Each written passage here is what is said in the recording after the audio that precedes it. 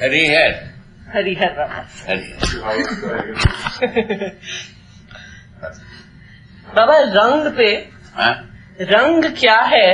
ज्ञान, रंग, कलर पे बात कर रहे थे ना? वही रंग के बारे में बताया तो जी, आपने बताया कि वस्तु और आंख के संयोग में रंग है।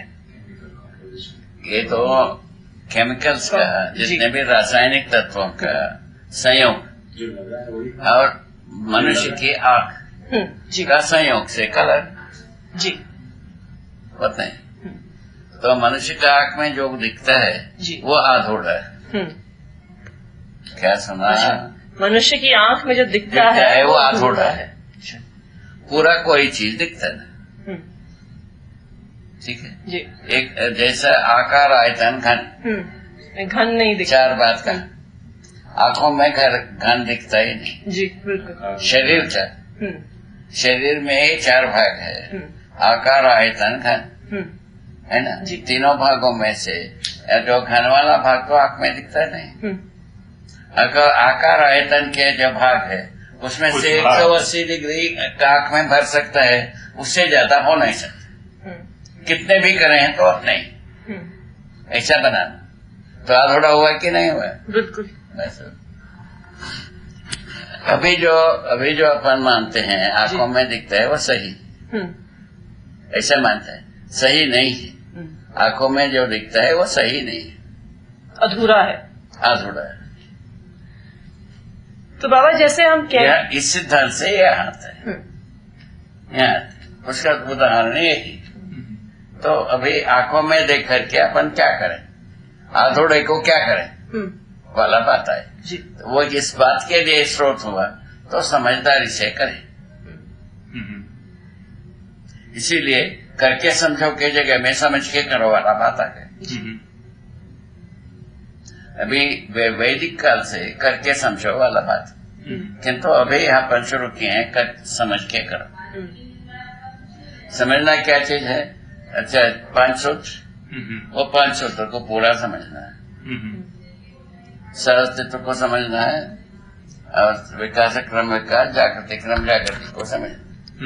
जागृति का प्रयोजन तो समझ में आए। जागृति को समझने का मतलब है जागृति का क्या प्रयोजन, जागृति क्रम का क्या प्रयोजन, इससे भी विकास क्रम विकास का क्या प्रयोजन, ऐसे बात, यही समझने की बात।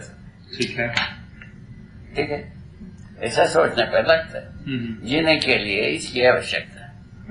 ठीक है जी। ये समझ में आता है, आंखों में आता नहीं।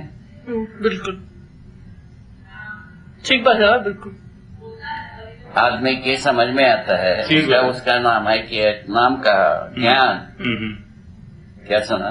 जो चीज आंख से नहीं दिखता परंतु आदमी की समझ में आता है उसको ज्ञान का।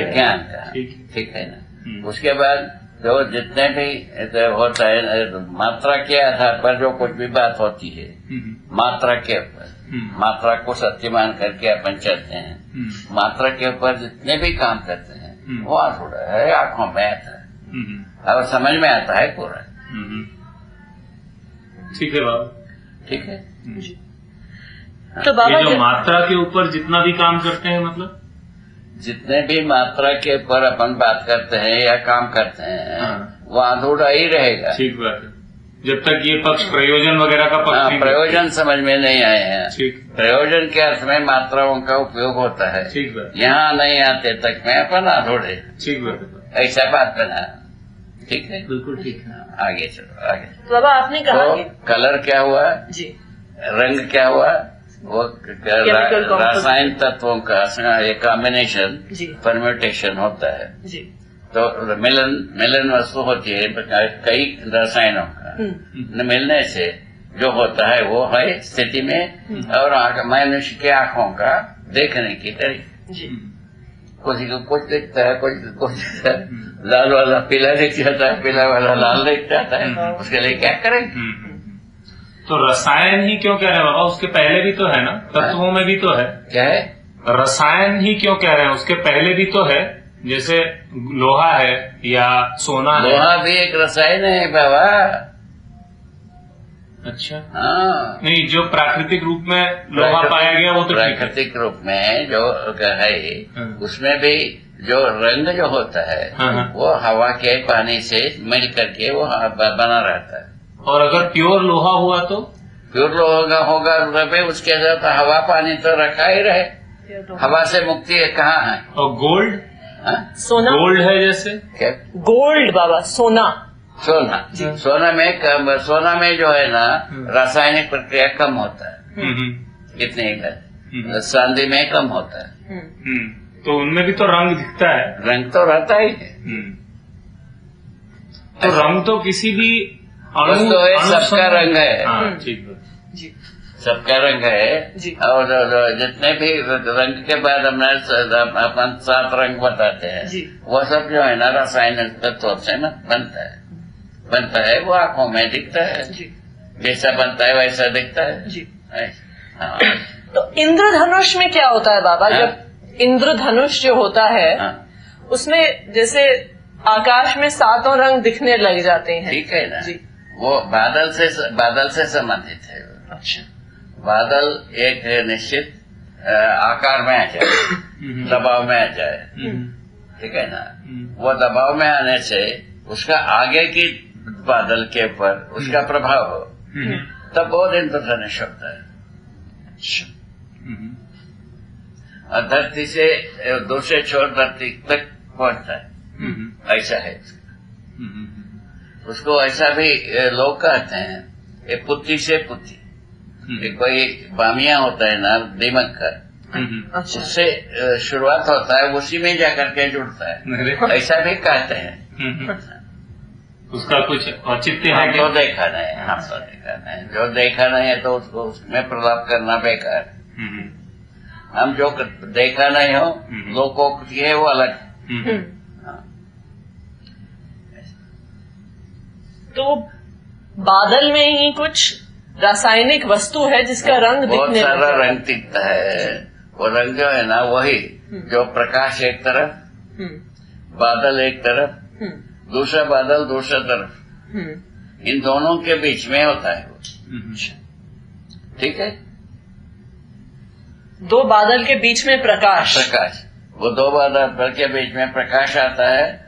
एक बादल ऊपर आता है, एक बादल नीचे रहता है, उसके बीच में इंद्रधनुष बनता है।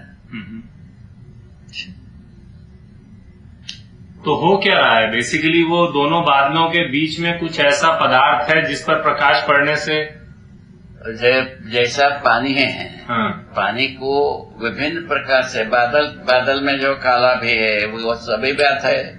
सामने वाला बादल में बीच में प्रकाश है, पीछे वाला बादल में भी कालापन है, सफेदपन है, सब कुछ है। वो सब मिल करके वो इंद्रधनुष जैसा दिखता है थोड़ा देर के लिए। थोड़ी देर के बाद समाप्त हो जाता है। वो अपना पोजीशन चेंज किया, वो खत्म हो गया। तो ये बादल अपना पोजीशन समझिए।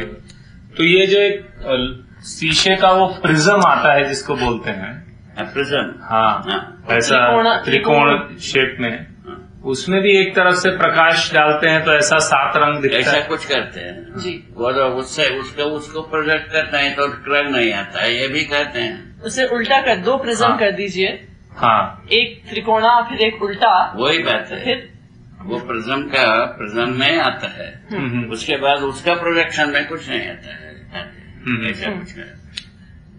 तो उसमें क्या होता होगा बाबा? वही प्रकाश है, वस्तु का कलर रंग है, और कौन सा चीज? बड़ा एक खास प्रकार से यही निश्चित 7 रंग दिखते हैं। वही तो, उसको किसी एंगल से प्रकाश डालने से ऐसा हो जाता है। क्या तकलीफ? खाने को तकलीफ नहीं। या उस प्रकार से जो केमिकल्स को इकट्ठा किए होंगे उससे हो जाता है।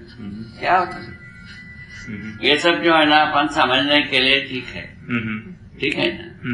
यदि उपकार होता है तो, कोई डिस्ट्रक्शन नहीं होता है तो उपकार, वो सब आपको जानना पड़ेगा। नॉन डिस्ट्रक्टिव प्रोसेस क्या क्या किया है वो तो आप लोगों का काम है, उसको आप लोगों के लिए छोड़ दिए। हाँ।